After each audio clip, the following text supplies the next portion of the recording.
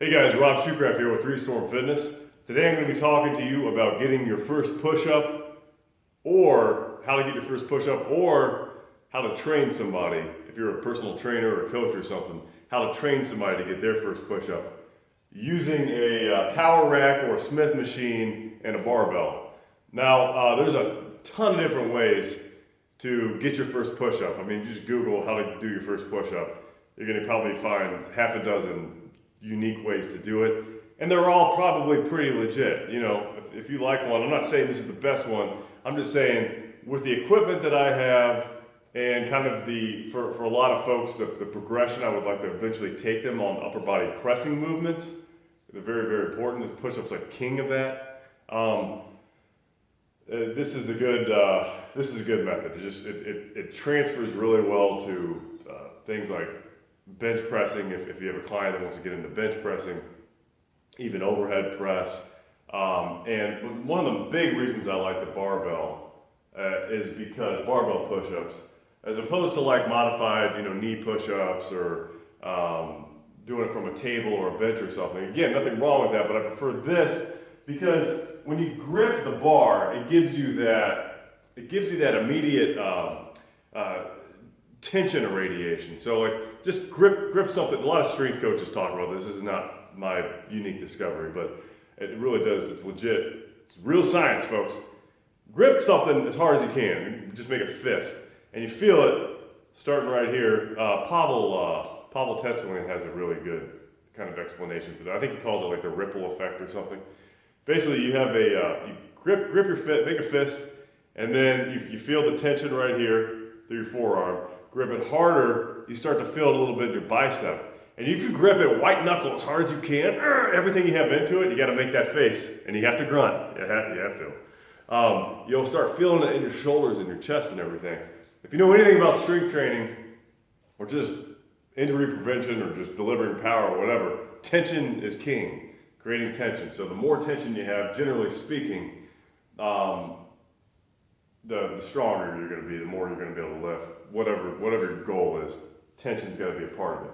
So I like the barbell because it's a quick way to, almost everybody gets it. I just say make a white knuckle grip on the bar, grip it as hard as you can, and immediately they're locked in everywhere. So I also like it because unlike the modified push-ups from the knees, I'm not trying to pick on those, there is a place for them, but these allow you to get in a proper posture. Like, you can tense your glutes, tense your core. It's very, very close to what you're going to have when you're on the floor. Plus, like I said, eventually if you ever want to work up to a bench press, you're not going to have too far to go. You got the same kind of principles of bending the bar are going to still apply. Breaking the bar in half, get your lats on. So I'm going to quit talking about the benefits of 3 minutes in. Haven't even gotten to it yet. But barbell push-ups are fantastic. I love them. Okay, so moving on, we're going to talk about how to progress. So I normally have, basically what I'm doing is using the APRE by Thomas DeLorme. I think this is maybe just after World War II. He's a doctor, I think. Man, you want to fact check this, but he invented this method, this protocol on progression, exercise resistance. I think he actually started in physical therapy. He's kind of like trying to rehab some injured soldiers, but it was adopted by folks in weightlifting, and it's not very popular, but it's a pretty popular strength progression protocol. APRE, auto-regulatory progressive resistance exercise. I probably just did like 9 inaccuracies right in the last 30 seconds. So fact check all that, but the point is it works. It's very effective. So I'm using APRE, which is usually commonly used for like people trying to increase their squats or their a lot of powerlifting exercises. But in my mind, I don't see any reason why you can't use it for push-ups, because it's proven. It's been used for the last 6 decades, and everybody from amateurs to world-class strength athletes use it. Why not use it for this? So get yourself it could be like a Smith machine, it could be a power rack, whatever. Something that's going to have different levels in it. So I have this is a Rogar 4. It has the west side holes, so you get the 1-inch spacing right through here, 1 inch difference between the holes, 2 inches everywhere else. That's enough to work with. If you're using like a Smith machine or something, it's not, well, it depends on the Smith machine, but some of them have like 4 inch spacing, so you're gonna get it gets a little slippery. It can still be done, but let me show you what I'm talking about. It'll all make sense. So when I start with my clients, I just teach them how to do the barbell push-up. I'm not going to talk anymore about that, but I'll get them used to it. So I'll kind of program a workout where they're doing barbell push-ups, maybe 15-20 rep range per set, maybe working in a superset or a circuit, and just get them used to it. Get them used to that movement. All right. After a couple workouts or after a couple months, whatever. As soon as they're demonstrating proficiency, as soon as they feel comfortable with it, maybe they say they'd like to do a first push-up. This is when I hit them with something a little more specific in terms of progression strategy. I'll already have a very good idea how many push-ups they can do, and I'll start with the 10 RM, so that's a 10 rep max. So 10 RM APRE protocol, and I'll link to a chart or something that kind of shows a little more about what this is talking about. So 10 RM APRE protocol. So I'll be able to estimate from seeing them do so many push-ups over the last couple workouts or a couple weeks, whatever. I'll know what kind of generally where they are, what height they can do 10 reps. So I've marked on here all the numbers of all the different holes here. So I could say, okay, they did 10, I'm pretty sure they could do 10 reps what is this on right now? 21, which I know is about 36 inches off the ground, about 3 feet off the ground. So they can do 10 reps. So I'm going to say, all right, we're going to do a couple warm-ups maybe. We'll start off a little higher. Okay, do 10 reps or do 12 reps, and then maybe do another set. We'll bring it down a little lower. Okay, do 10 reps. All right, now we're going to go to the top sets. APRE standard top set, or you get 2 working sets, 2 warm-up sets, and you can play with that. It's going to vary a little bit, but you can just use that standard. It works very well for me and my clients. So we're going to see how they do. Okay, maybe they hit, I'm going to say go all out, as many as you can, many good ones with good form. I'm going to be watching their form. Watch your own form if you're doing this yourself. You do as many reps as you can at that estimated height. So in this case, 21 or 36 inches up. As many as they can. Maybe they hit 11. All right, 11, good job. We're going to stay at that height. So the APRE protocol says basically if you do 10 or 11, so anywhere from 9 to 11 reps, you're going to stay in that same weight, or in this case, same resistance level, or in this case, height. If they did less than that, we're going to bring it up a little bit. So if they did like 5 or something, that's one nice thing about APRE is that everybody's different from day to day, depending on how much sleep they got, what kind of mood they're in, how they've been eating, whatever. So even somebody who can always bang out consistently, 10 at this height, they might be having a bad day and they only get 7. So we're just going to adjust for the day, no big deal. Adjust for the day to the height. If it's just 7 or 8, just a little bit under, we're just going to adjust by an inch or 2. If it's drastically under, we'll adjust by more. You sort of gauge by that. Same way on the way up. So if they did like 16, I'm going to drop it down like 4 inches, and we're going to see how we are on the second set. Give them some rest. See where you are on the second set. So I know I'm talking a lot of different numbers. Let me say this again. So start with 10. Start with what you think you can do 10 at. Where you think you can do 10, pardon me ending the sentence in the preposition. Where you think you can do 10, and see where you get on that first set after your warm up. If it's a lot higher, you're going to drop it a lot lower. If it's a lot less, if you get less reps, a lot less reps, like 6 to 6 range or something, you're going to make it a lot higher. So, and then for the second set, you do the same thing. You see where they are on the second set, and you adjust accordingly for the following workout.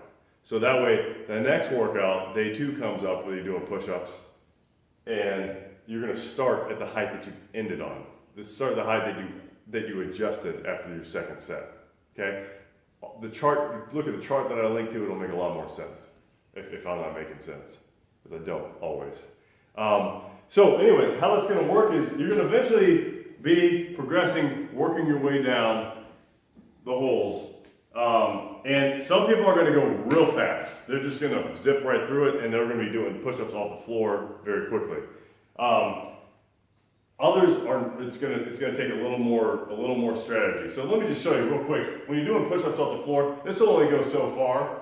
If you have a power rack, it's nice because you can just put this at the very, very bottom. Right here, I don't know if you can see that, but just kind of on the bottom posts, and you can do them from here. Have them do it from there. And then from there, I usually get a pair of dumbbells for the floor. And it's very, very similar to the barbell. Maybe angle them a little bit. Depends. That's another nice thing about the barbell push-ups is if you have specialty barbells like a Swiss bar for somebody with like bad shoulders or something, you can apply this exact same thing. I should have mentioned that earlier. But it works very well. And then dumbbells on the floor, and then if they want, use the hands from the floor, and they're good. And now they can do push-ups, and from here you can do any number of things. Any number of things. Push-up variations, bench press, whatever. But backing up a little bit. So like I said, some people just go right down to the floor. Like they'll progress every week, they're flying. Some other folks, maybe people with injuries, or maybe they're coming in a little less consistently, or maybe for whatever reason they just don't progress very quickly. No sweat. We're gonna go down, we're gonna drop down and we're gonna mess with a 6 RM. So APRE has a 6 RM, 6 rep max. We're gonna work a little more in that strength range. Now, some people might say this is more, that'd be more like an advanced progression or whatever. I find it really works well. There's no reason, I don't think, as long as somebody demonstrates the ability to execute proper form, that they can work in a 6 rep max range. I think it's very important that people do that from time to time, and even lower in that case, or for that matter. But we'll drop down to the 6 RM and we'll apply the same principles. So they're going to be able to. It's going to be a lot harder because you're going to be using a resistance level or a height that is for a 6 rep max rather than a 10 rep max. So it's going to be more. Each rep is going to be more challenging. But what's most likely going to happen is they're just going to get stronger. So that's the benefit there. I usually don't go to a 3 RM for this in particularly. I just don't think it's always necessary. You could experiment with that. What I might do instead is sometimes if somebody's really struggling with a plateau, is incorporate like 6 RM with slow eccentrics. We might do like a 6-second eccentric, boom, come up, and work that in for maybe 2 or 3 workouts, and then start them back up on just a 6 RM on a regular tempo or back on the 10 RM. So you can experiment with that, but most likely what's going to happen if you just keep it simple, do the 10 RM and see where that takes you. You don't have to switch it up unless you hit a plateau. Then you can work in the plateau, meaning you're just not making any more progress or you're even backsliding. Then you can work in that 6 RM or try a different grip, or depending on what you do after the exercise, you can start. These are basically just basic powerlifting principles. You can work on the things. You can do some accessory lifts that help you work on your weaknesses. So if you're coaching somebody and they're having trouble with the lockout, there's a pretty good chance, like the lockout, like maybe if they're fine right here and they're right here, they're boom, and then right here they get stuck. They're always having problems with that. Chances are decent they might need to work on the triceps a little bit. So you could switch to maybe a neutral grip bar, or you could just have them do a lot of tricep extensions or something that's going to help them work the triceps after they do the push-ups, and they're going to bring that all up. So really all I'm doing is using tried and true powerlifting principles for push-up progressions, and it has worked very well for me. It's taken me a little while to kind of iron it out, but it works. I've had people with injuries doing push-ups from the floor when they were starting 3 feet up. It just works. So give it a shot, and let me know what you think. And if you have any comments, drop them down below. Give this video a thumbs up if you like it, and please subscribe to my videos. Rob Shoecraft, 3 Storm Fitness. I'm out.